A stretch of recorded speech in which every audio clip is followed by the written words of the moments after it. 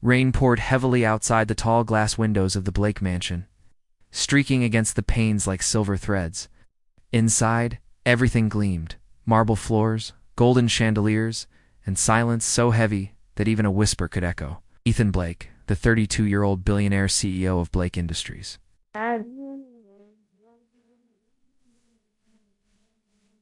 Staring into the flames of the fireplace. His world was built on power, precision, and control.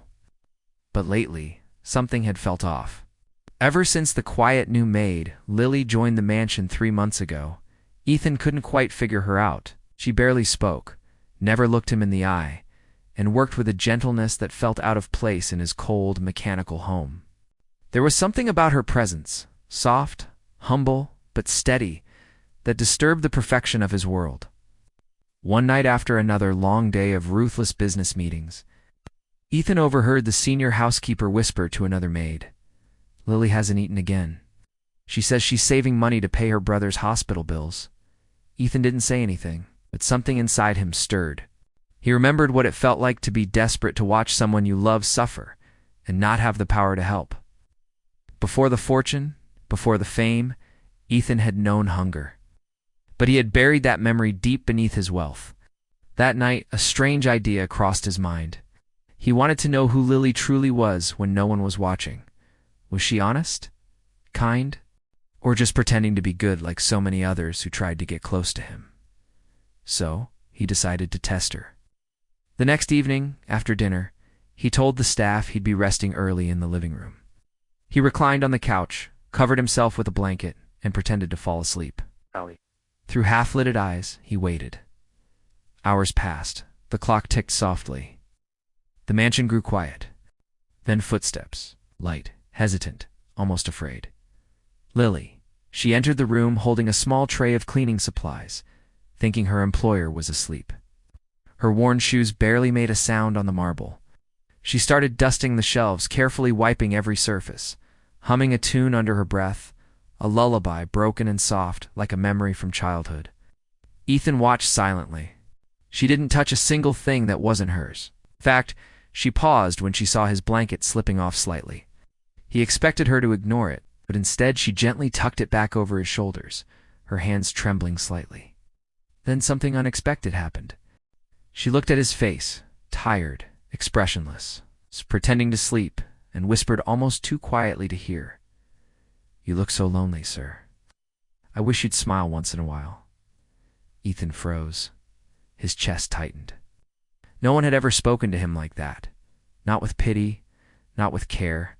He had been admired, envied, feared, but never seen. Lily continued, whispering to herself as she picked up a fallen pen from the floor. "People think rich men have everything. But I think the hardest thing is having everything and still feeling empty." Her words struck him like thunder.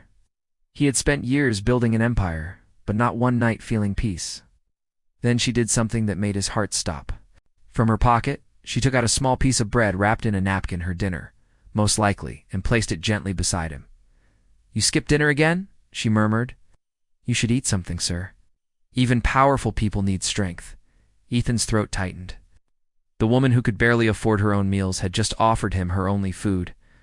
When she left the room, quietly closing the door behind her, Ethan opened his eyes, and for the first time in years, he felt something crack inside him. The next morning, he called for her. Lily appeared nervously, her eyes wide and her hands fidgeting with the corner of her apron. "Yes, Mr. Blake," she asked softly. He looked at her for a long moment. "Sit," he said. Her eyes widened. "Sir, I can't." "I said sit," he repeated, gentler this time. She sat at the edge of the chair like a student before a teacher. Ethan leaned forward. "Why didn't you eat last night?" Her eyes darted to the floor. "I wasn't hungry, sir." "That's a lie," he said quietly. "I know about your brother. The hospital bills." Her lips trembled. "Please don't fire me, sir. I'll pay back what I owe." Ethan shook his head. "I'm not firing you." He paused, then added, "In fact, I want to help." Tears filled her eyes. "Help. I'll cover your brother's treatment, and from today, you're not just a maid here. You'll be working as my personal assistant. Higher pay, better hours."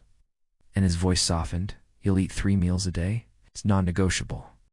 Lily couldn't hold back her tears. Why would you do that for me? Ethan smiled faintly. Because last night when I pretended to be asleep, you taught me what kindness really looks like. From that day on, the mansion felt different. There was warmth in the air that hadn't been there before. Lily's laughter occasionally echoed through the halls, and Ethan found himself smiling more often. Months later, when her brother fully recovered, Lily came to thank him. You saved his life, she said. Ethan shook his head. No, you did. You saved mine, because in a world where money could buy almost anything, it was a shy maid's quiet heart that reminded a broken billionaire that humanity, not wealth, is what truly heals. Moral of the story: kindness doesn't need witnesses. What you do when no one's watching reveals who you truly are. Sometimes the smallest act of care can melt even the coldest heart.